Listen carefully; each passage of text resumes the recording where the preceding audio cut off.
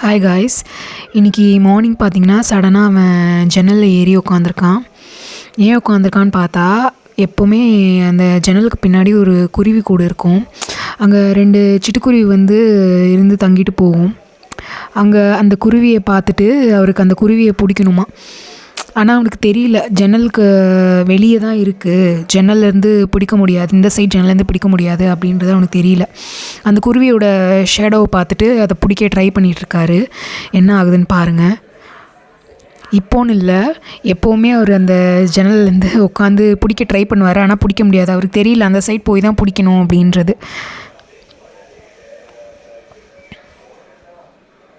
ரொம்ப நேரமாக பார்த்துட்டே உட்காந்துருப்பான்.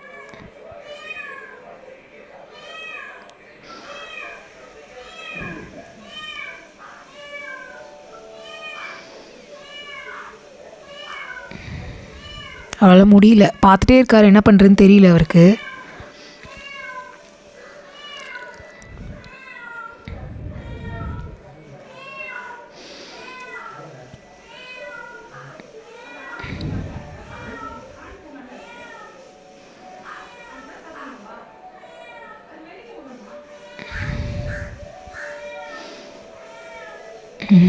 ஒன்றும் முடியல அவரால்.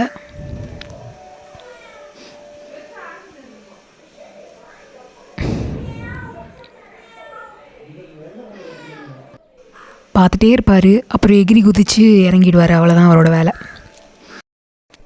சாக்கோ, என்னடா பண்ணுற அங்கே? இப்போ தான்டா பெருமையாக பேசிகிட்டு இருந்தேன் உன்னை பற்றி. இந்த சைடே இருந்து வேட்டையாடுவேன், அந்த சைடு போக மாட்டேன் அப்படின்னு. கடைசியில் அந்த சைடு போயிட்டேடா. இறங்குடா, குருவிலாம் பாவம். சாக்கோ, கம் இன் சைட்.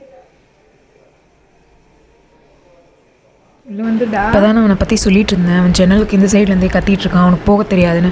ஆனால் பாருங்கள், மறுநாளே அவன் அந்த சைட் போக ஆரம்பிச்சிட்டான். அந்த குருவி கூடுக்கிட்ட போயிட்டு அதை பிடிக்க ட்ரை பண்ணிகிட்ருக்கான்.